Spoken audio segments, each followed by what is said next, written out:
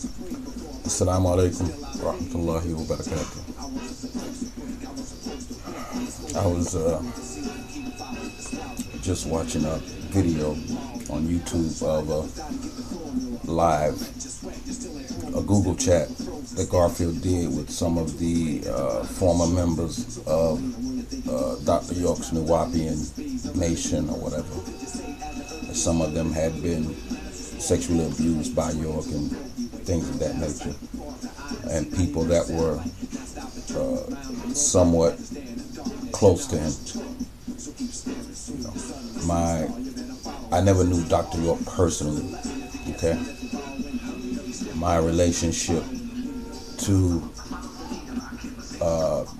Nuwapians or whatever, it came way back in the late 80s, back home in Milledgeville, Georgia.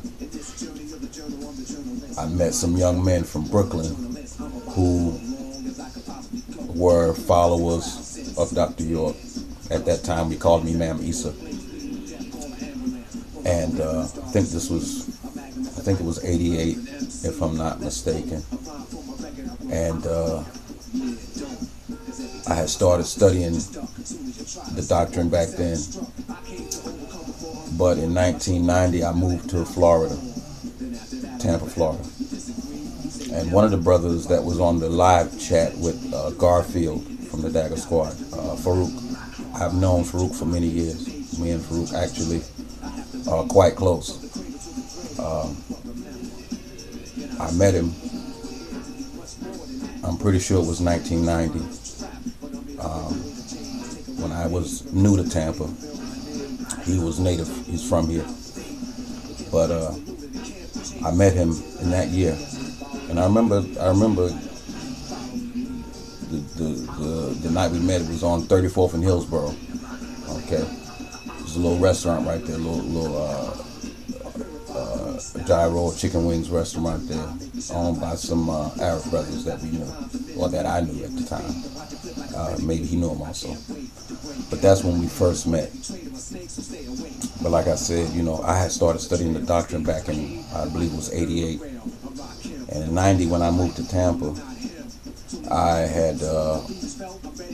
was here like a day or two, and I bumped into, I saw some of the brothers on Main Street in West Tampa, down the street from the projects. They had a little store down there.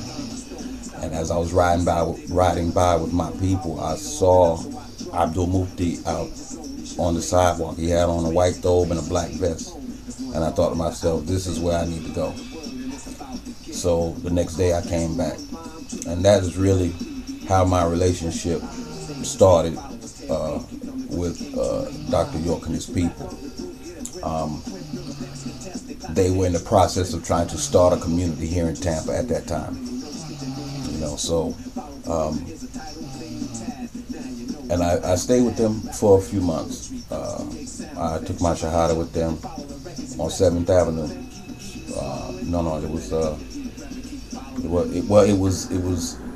It was over in just right by Ybor City. Okay, right by Nebraska and 7th Avenue. There was a brother there that he was a follower of Water to D. Muhammad. He had a restaurant there. And so I met with the brothers there, and I took my Shahada there along with Brother Ibrahim's wife, Layla. They were from Miami. Matter of fact, he didn't go by Ibrahim at that time. He was going by Jamal. And he was the one that had basically left Miami, came here, and was trying to start the community here. Okay? So those are the brothers that I was dealing with. And I know at one point another brother came up from Miami, a Sunni brother named Zarif. And Zarif, he wasn't an Ansar, he was Sunni. So, Jamal, as we called him then, or the last time I saw him, he was going by Ibrahim. Or Abraham. He was very shiesty brother. He used to do a lot of underhanded type things. And I remember one time a brother had come down from D.C. Abdullah Haq. He was from D.C. or at least he was living in D.C. at that time when he came down. Him and a couple of his wives that come down, and they was trying to work with Jamal and them and establishing the community here. Jamal, Mustafa, Hakeem, there was a few more, okay, but those are the ones that I was closest to. And Mufti, Abdul Mufti, he was on the outs. Him and Jamal had fell out because of some of the underhanded things Jamal was doing.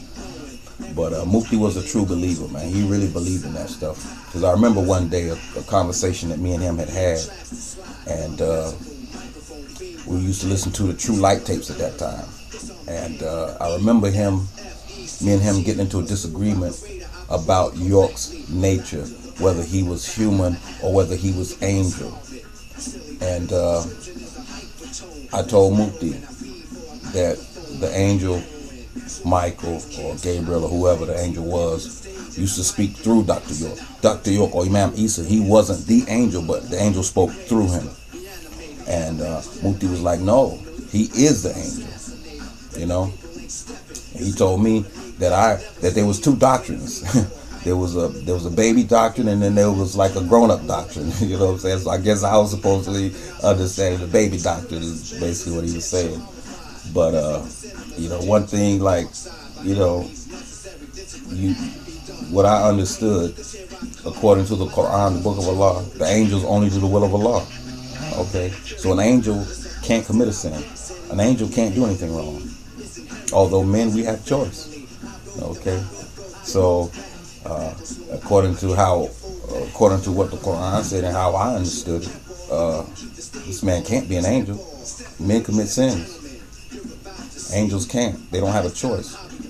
You know, Allah sends them on a mission and they obey. So I remember this conversation I had with Abdul Mufti. You know, I remember this conversation quite well. So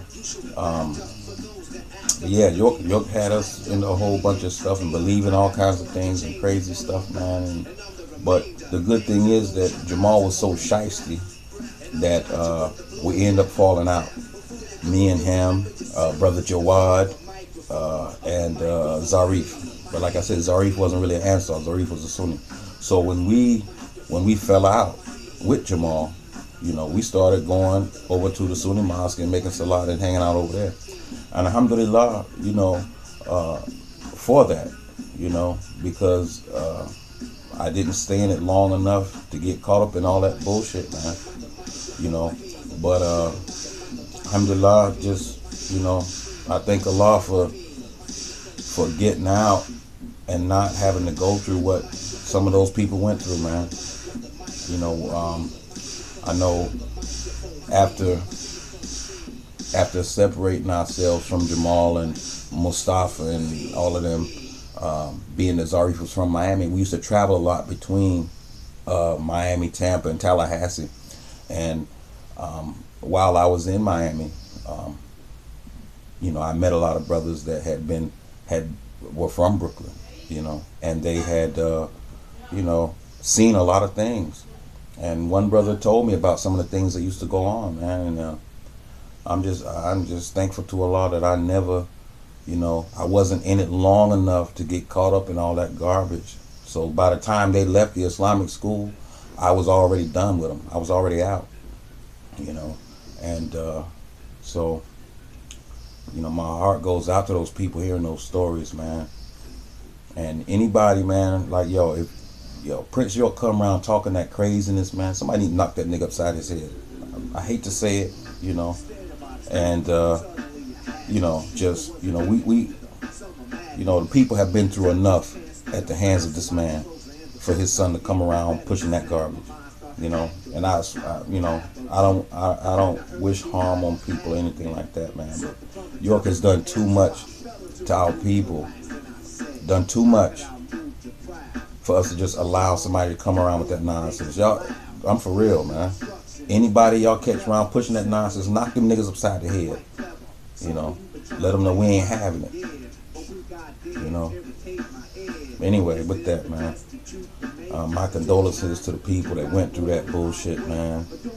To my brother Farouk, salam alaikum. Inshallah, hit me up. You know, inshallah, we maybe go fishing or something. You know, and And thank you for the contribution for my sister-in-law's funeral. Appreciate that. And with that being said, assalamu alaikum, family.